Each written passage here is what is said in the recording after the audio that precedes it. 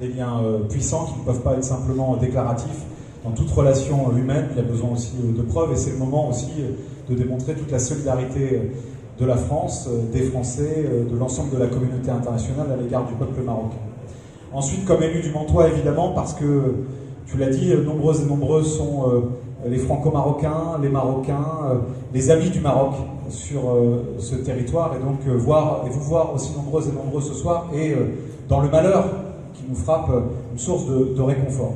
Et puis enfin, comme parlementaire, comme député, membre du groupe d'amitié entre la France et le Maroc, nous nous réunirons demain à l'Assemblée nationale en urgence avec l'ensemble des collègues membres de ce groupe d'amitié, sous la présidence du député des Français établis hors de France au Maroc, mon ami Karim Benchek, pour à la fois coordonner et accompagner l'État, le monde associatif dans les travaux d'urgence, mais aussi, et ça a été dit, et je termine par cela, pour nous assurer que l'élan de solidarité qui va, et tu l'as très bien dit, avec le moment d'émotion que nous avons tous ressenti, dure dans tout le processus très long qui commence maintenant, processus à la fois dans l'urgence humanitaire, mais aussi ensuite de reconstruction et de réflexion sur les mécanismes de solidarité internationale et sur ce que nous pouvons mettre en œuvre pour que, quand ces drames surviennent, on ne peut pas empêcher les tremblements de terre, mais on peut, je crois, construire au niveau international des outils de réponse opérationnelle et de solidarité qui permettent d'aller au plus vite. Et on le sait notamment dans ce genre de drame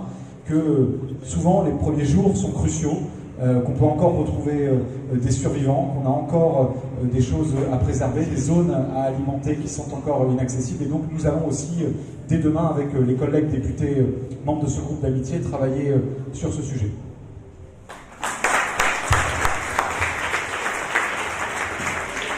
Certains maires nous quittent, ils nous avaient déjà prévenu qu'ils avaient des engagements et voilà, ils tenaient quand même à être présents et nous les remercions. Donc là, peut-être que sûrement même que certains d'entre vous ont des choses à dire ou des questions à poser. Donc là, on va ouvrir la discussion entre nous. Comme ça, s'il y a des compléments d'informations, à ce qu'on puisse les apporter. En fait, du syndicat national des VTC de France. Donc on a été touché par ce qui s'est passé au Maroc. Donc on est en train actuellement de réunir des fonds et même de se motiver à se déplacer. Donc on a parlé de nous toute origine. Moi-même je suis d'origine marocaine, donc c'est, comme vous l'avez dit, c'est mon pays qui a été touché, ma famille, des êtres humains. Donc je pense qu'on est depuis vendredi tous touchés. Enfin, moi personnellement j'ai du mal à dormir, j'ai du mal à travailler. Ma clientèle aussi est touchée, que ce soit des Français, des Espagnols. Donc en tout cas, je vous remercie de nous avoir invités. On est en contact, alors peut-être que vous ne le savez pas, on est en contact actuellement avec les représentants de chauffeurs du Maroc, donc ils sont basés sur Casablanca. Donc actuellement, il y a beaucoup de transferts, voilà, de couverture, alimentation, donc beaucoup d'allers-retours. Et voilà, n'hésitez pas, en tout cas, on est là, tous les VTC soutiennent ce projet. Et grosse pensée aux victimes, à l'Irhboum et à la Louatan al-Malik, parce que je représente le Maroc aussi. Faire concrètement pour apporter une aide, qu'elle soit financière, on a compris avec l'appel au don, mais est-ce qu'on peut apporter une aide concrète, physique? Est-ce qu'on peut donner un coup de main par exemple aux associations pour faire le tri, pour faire du rangement, pour de la manutention, n'importe quoi, quelque chose de concret qu'on peut faire pour donner le coup de main? Merci beaucoup pour votre question, et en effet vous êtes beaucoup à poser la même question, que ce soit sur les réseaux ou par téléphone et autres. À savoir deux choses, nous on ne s'est pas précipité volontairement à collecter des produits parce que dès le début les autorités marocaines nous ont dit faites attention. Et d'ailleurs, juste à titre d'exemple, malheureusement c'est pas le premier drame qu'on vit ou sur lequel on se mobilise. Il y a eu le drame en Turquie il y a à peu près un an, le terrible tremblement de terre qu'il y a eu. Donc moi je connais des produits qui ont été ramassés pour la Turquie qui sont encore en train de dormir dans des caves. parce que tout simplement, ce n'étaient pas des produits qui correspondaient à un besoin et que les autorités turques avaient dit que ça ne les intéressait pas, qu'ils ne laissaient pas rentrer. Donc c'est pour ça, volontairement, dans un premier temps, on n'a pas commencé. Maintenant, par contre, ce qu'on a expliqué tout à l'heure, on sait ce qui est disponible et ce qui n'est pas disponible, donc c'est dans ce sens-là qu'on est allé. Donc là, on a fait toutes les demandes nécessaires pour qu'on puisse acheminer les produits en question. Donc vraiment, dans les tout prochains jours, on attend juste la réponse en la matière. Et là, en effet, on risque de faire appel à des bénévoles parce qu'à partir de là, il va y avoir de la logistique, de la manutention, du stock. Tout en sachant, je l'ai rappelé tout à l'heure, c'est que on part vraiment sur des produits neufs. Donc il n'y a pas d'occasion, il n'y a pas des choses à trier ou voilà. Premièrement, c'est pour la dignité des victimes. Je pense qu'ils ont déjà assez subi pour qu'on leur rajoute des produits d'occasion. Il y a aussi des questions d'hygiène quand on parle de couverture, quand on parle de duvet, quand on parle de lits pliables, de tentes. Il y a aussi des questions sanitaires et d'hygiène. Donc voilà. Mais sur nos différents canaux de communication, on vous informera vraiment assez rapidement sur le sujet. Tous les villages, je viens de la province de Chichawa, ont été répertoriés. Est-ce que, parce que nous, par l'intermédiaire de nos proches, sur place, on a des informations. Moi, je sais qu'à Imitanout, ce matin, des choses sont parties vers les villages. Certains villages sont inaccessibles parce qu'il y a des pierres, donc on ne peut pas. On ne peut pas monter à dos de bourricot. Il faut savoir que les animaux ont peur au sang, puisqu'il y a encore eu une secousse dimanche matin. Donc, est-ce qu'on peut déjà, au moins dans un premier temps, être sûr que nous, parmi nos proches et toute la population, être sûr que tous les villages concernés ont été identifiés? Donc, est-ce qu'il y a une liste officielle qui peut être donnée? Parce que là, vous avez listé des provinces. Il faut savoir qu'au Maroc, moi je suis berbère, donc Shlha. Les cartes d'identité n'existent pas depuis très longtemps. Les actes de propriété n'existent pas dans beaucoup de villages. Ils ne sont pas répertoriés, ces gens-là. Donc, est-ce qu'on est capable aujourd'hui, il y a des villages qui n'existent pas sur la carte. Donc, il y en a d'autres qui existent, d'autres qui ne sont pas forcément répertoriés. Donc, j'aimerais savoir déjà si on est capable, au jour d'aujourd'hui, de nous donner des listes pour pas que nous, on inonde certains officiels ou même vous d'informations alors que vous les avez déjà. Je ne le pense vraiment pas. Parce que vous avez quand même une administration qui est très présente sur les territoires. Il y a un maillage du territoire au Maroc qui est impressionnant. Donc dire qu'il y a des villages qui ne sont pas répertoriés, je ne le pense vraiment pas du tout. Et la population, la même chose. N'oubliez pas qu'il y a eu des recensements. Je pense que sur les 10 dernières années, je crois qu'il y a eu au moins 2-3 recensements de la population. Donc voilà. Maintenant, est-ce que ce listing de tous les villages touchés et ainsi de suite, est-ce qu'il existe? Oui, il existe, mais pas à notre niveau. Mais au niveau des autorités sur place, en tout cas, et même les ONG sur place nous ont confirmé la même chose parce qu'ils ont des réunions avec les services de l'État, parce qu'ils leur délèguent certaines tâches sur certaines zones. Donc oui, il y a un vrai maillage, il y a des informations qui remontent. Et d'ailleurs, c'est comme ça que le travail est priorisé. Mais vous avez raison de le dire, donc on a les mêmes retours, nous, auprès des acteurs de terrain, mais aussi des services de l'État et des ONG, c'est qu'il y a des zones qui sont vraiment inaccessibles. Et là, c'est vraiment des questions parce qu'elles sont dangereuses. Vous avez même des secteurs qui sont bouclés, on interdit l'accès, parce que tout simplement, il y a des risques d'écroulement sur certaines montagnes, et puis les routes sont coupées, elles sont complètement impraticables.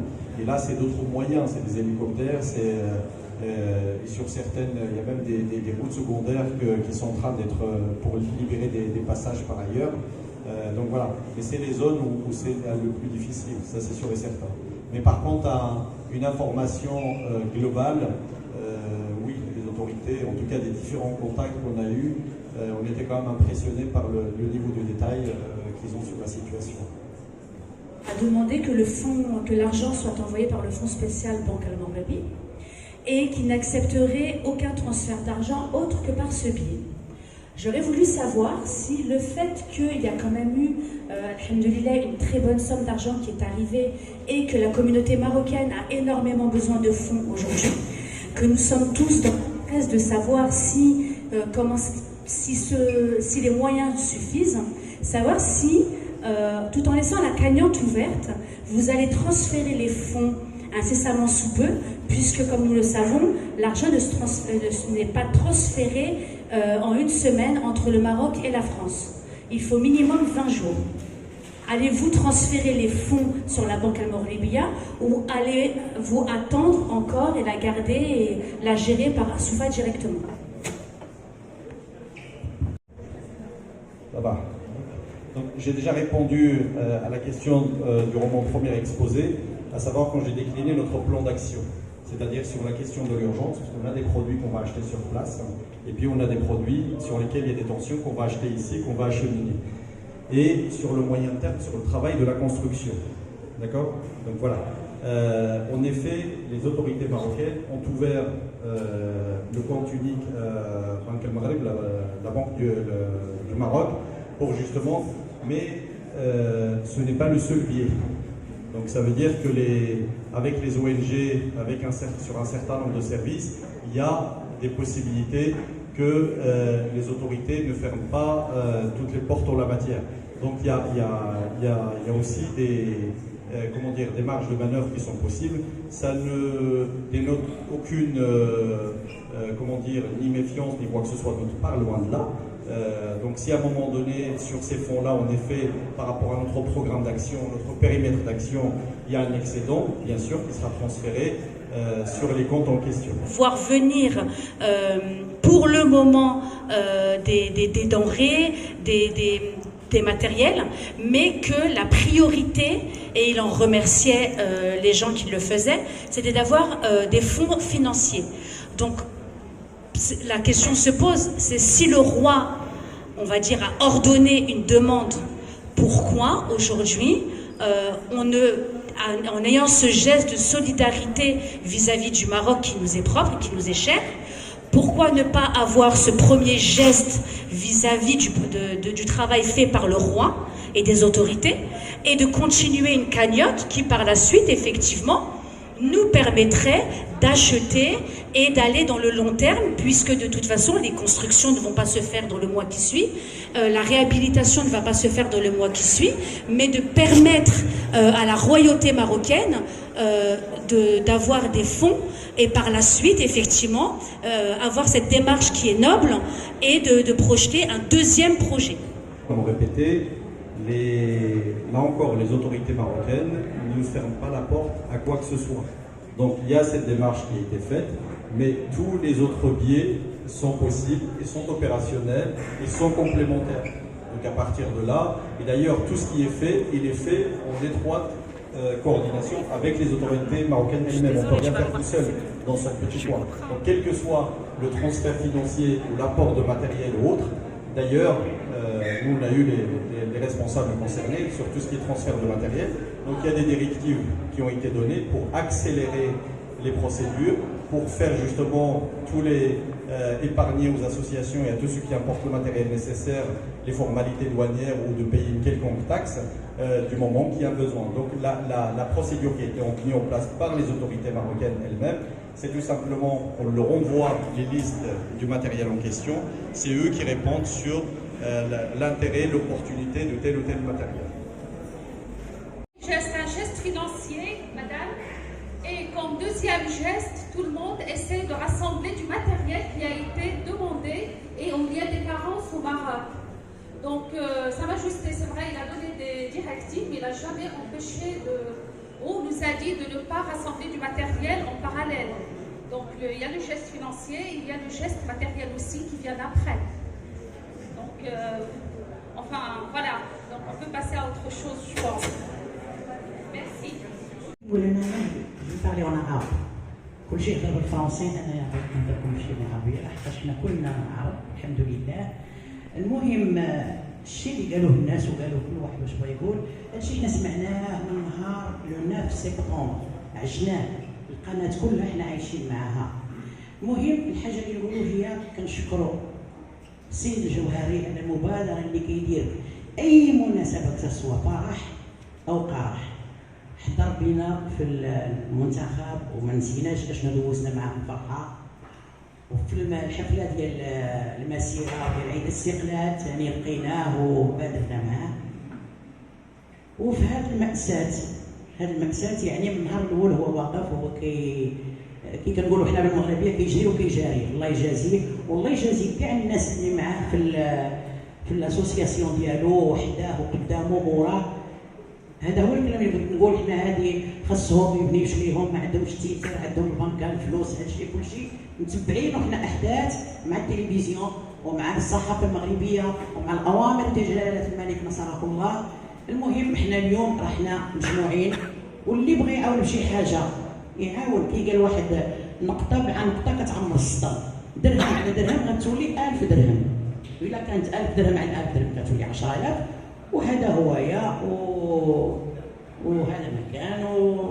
الله يرحم الشهداء والله يصبر دوك الناس اللي ضاعوا لهم والديهم او خوتهم. او احنا ما ضاعوا لينا ماشي ما كنعرفوهمش، مساكن مغاربه بحالنا، وبكينا وتألمنا وحزننا معاهم وما بقيناش كنوضوا من قدام التلفاز. انا بعدا ما بقيتش كنوض، ديما ما كنوضش هذه شهرين وانايا ما كنوضش لحقاش الحمد لله مريضه شويه. اذا كلشي مشروح وكلشي باين وكلشي مدوي عليه من الاول حتى الاخر. والمبادره ديال المغاربه كيف قال الحسن الثاني، الشعب المغربي وما ادراك ما الشعب المغربي.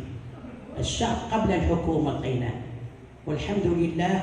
الله ينصر ملكنا، الله يحفظ المغاربه مشهورين في العالم كله على اي حاجه، طبخ، لباس، حفلات، الاعراس، وفي الكوارث. داكشي اللي دايرين المغاربه في هذه الكارثه راكم شفتوه. الله المستعان الجميع، وتبارك الله عليكم كاملين. وسمحوا لي الا برزت.